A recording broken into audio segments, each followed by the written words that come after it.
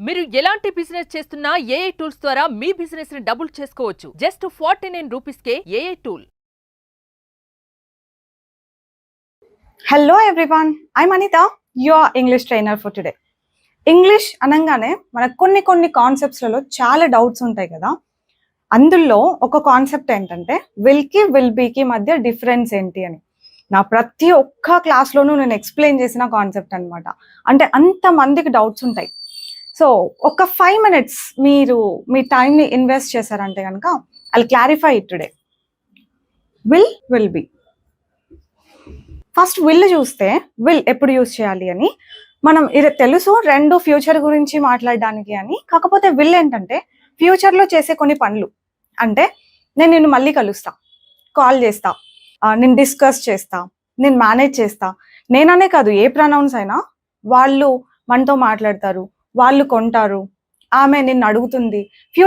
Future గురించి మాట్లాడేటప్పుడు అంతా మనం విల్ని యూజ్ చేస్తాం వర్బ్ వన్ తోటి అనమాట. అంటే I will call you, she will inform, they will ask us. ఇట్లా వాళ్ళు కాల్ చేస్తారు, వాళ్ళు ఇన్ఫార్మ్ చేస్తారు, వాళ్ళు అడుగుతారు. ఇట్లా ఫ్యూచర్లో చేస్తాం ఒక పని అని చెప్పడానికి విల్ యూజ్ చేస్తున్నాం. అని చూడండి వర్బ్ ఎలా ఉందో. V1 ఉంది. అదే విల్ బి యూజ్ చేసినప్పుడు వర్బ్ ఐఎన్జి ఫామ్లో ఉంటుంది. దీని అర్థం ఏంటంటే, ఇది క్లియర్గా వినండి. దీని అర్థం ఏంటంటే ఫ్యూచర్లో ఆ పని చేస్తాం అని కాదు, ఫ్యూచర్లో ఆ పని చేస్తూ ఉంటాము అని. చేస్తామని కాదు, చేస్తూ ఉంటాము. బాగా విన్న ఒక ఎగ్జాంపుల్, నేను ఆ టైంకి ట్రావెల్ చేస్తూ ఉంటా, ఐ విల్ బి ట్రావెలింగ్. ఎప్పటి నుంచినో ఇదే ఎగ్జాంపుల్ వినుంటారు. మనం ఇంకొన్ని రియలిస్టిక్గా ఉండే ఎగ్జాంపుల్స్ తీసుకుందాం. లైక్ ఫర్ ఎగ్జాంపుల్, మీరు నన్ను అడిగారు అనుకోండి, అనిత మనం 7 o'clock ఒకసారి కలుద్దామంటే 7కా? నో, 7కి I will be travelling. Travel చేస్తూ ఉంటా. ఐ విల్ బి షూటింగ్, నేను షూట్ చేస్తూ ఉంటా. 7కి మీరు కలుద్దామన్నారు, కానీ నేను 7కి ఏం చేస్తూ ఉంటా? షూట్ చేస్తూ ఉంటా. లేదంటే 7కి I will be playing with my kids, నేను నా పిల్లలతో ఆడుకుంటూ ఉంటా. ఐ విల్ బి టీచింగ్, నేను టీచ్ చేస్తూ ఉంటా. ఐ విల్ బి టీచింగ్ ఆన్లైన్లో టీచ్ చేస్తూ ఉంటా. అలా చేస్తాను అని చెప్పట్లేదు ఇక్కడ, చేస్తూ ఉంటా. వర్బ్ ఎలా వచ్చింది? ఐఎన్జి ఫామ్తో వచ్చింది. ఐ విల్ బి టీచింగ్ ఎప్పుడు? ఫ్యూచర్లో ఒక పాయింట్ ఆఫ్ టైంకి అనమాట. I will be shooting, shoot చేస్తూ ఉంటా, టీచ్ చేస్తూ ఉంటా, ట్రావెల్ చేస్తూ ఉంటా. ఆమెకి కలుద్దాం 5 o'clockకి ఒకసారి మెసేజ్ అంటే no, she will be studying at 5 o'clock. చదువుకుంటూ ఉంటుంది, లేదంటే ఆడుకుంటూ ఉంటుంది. ఫ్యూచర్లో ఒక పని చేస్తూ ఉంటుంది అని చెప్పడానికి, ఆర్ చేస్తూ ఉంటాము అట్లా చెప్పడానికి విల్ బి విత్ ఐఎన్జి. ఇంతే కాదు డిఫరెన్స్. విల్ ఫ్యూచర్లో ఒక పని చేస్తాను అని చెప్పడానికి, అలాగే అష్యూరెన్స్ ఇవ్వడానికి మనం యూజ్ చేస్తూ ఉంటాం. Okay, I will help you, no problem. That's kind of assurance I'm giving. మళ్ళీ విల్ ఫ్యూచర్లో ఒక పని చేస్తాను అని చెప్పడానికే కాదు, ఫ్యూచర్లో కైండ్ ఆఫ్ అష్యూరెన్స్ ఇస్తాం చూసారా మనం, అట్లా అష్యూరెన్స్ ఇవ్వడానికి కూడా మనం విల్ని యూజ్ చేస్తాం అనమాట. విల్ యూజ్ చేసి క్వశ్చన్స్ ఎలా అడగాలి? విల్తో క్వశ్చన్స్ అడుగుతాం కదా, నువ్వు వస్తావా, కలుస్తావా, నువ్వు మేనేజ్ చేస్తావా, నువ్వు షూట్ చేస్తావా రేపు, ఇలాంటి క్వశ్చన్స్ అన్ని ఎలా అడుగుతాం? విల్ యూ అని అడుగుతాం. ఇదే ఫస్ట్ పెడతాం అనమాట. క్వశ్చన్స్ అడగాలంటే will you meet them. So questions అడిగేటప్పుడు అంతా విల్ షీ కమ్ టుమారో, ఆమె రేపు వస్తుందా? విల్ షీ జాయిన్, ఆమె జాయిన్ అవుతుందా? విల్ షీ మేనేజ్ టుమారోనే కాదు, నెక్స్ట్ వీక్ ఇట్లాంటివి ఏదైనా పెట్టవచ్చు. Will she join next week, ఆమె నెక్స్ట్ వీక్ జాయిన్ అవుతుందా? విల్ హీ మేనేజ్ ఎవ్రీథింగ్, అతను మేనేజ్ చేస్తాడా మొత్తం అంతా? ఇలా will he, will you, will they, ఇలా క్వశ్చన్స్ వస్తాయి. మరి విల్ బీతో క్వశ్చన్స్ ఎట్లా వస్తాయి? విల్ యూ బి అని చెప్పాలి. Will you be shooting? Anita, I want to meet you at 7 o'clock. Will you be shooting?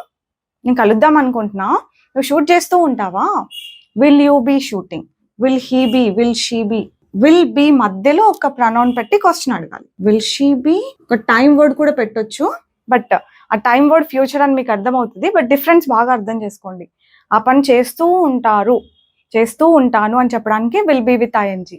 చేస్తాం, వస్తాం, తింటాం, వెళ్తాం అని చెప్పడానికి విల్.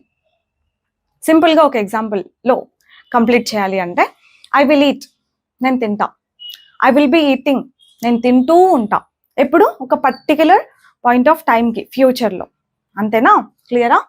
అంతేకాదు, విల్ ఓకే ఫ్యూచర్కి V1 యూస్ చేస్తాం, దట్స్ ఇట్. కానీ విల్ బీకి నాట్ ఓన్లీ ఐఎన్జీ, మీరు ఒక్కొక్కసారి చూస్తూ ఉంటారు V3 ఫామ్ యూస్ చేస్తూ ఉంటారు.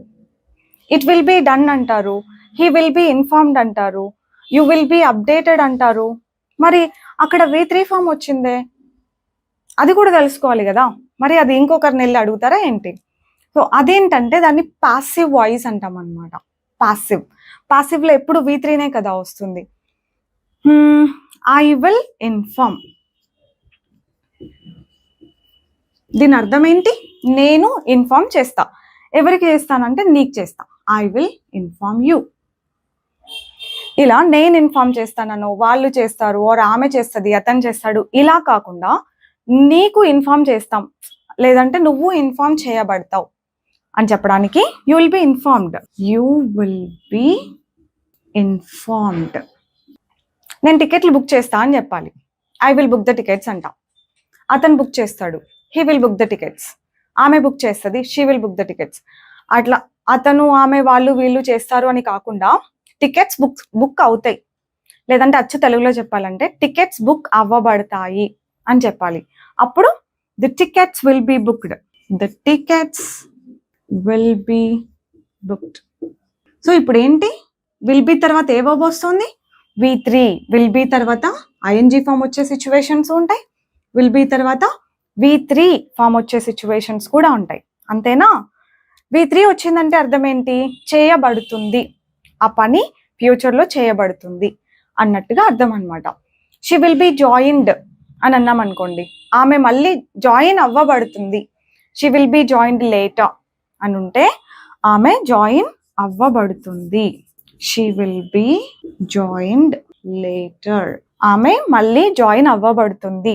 షీ విల్ బి జాయినింగ్ అంటే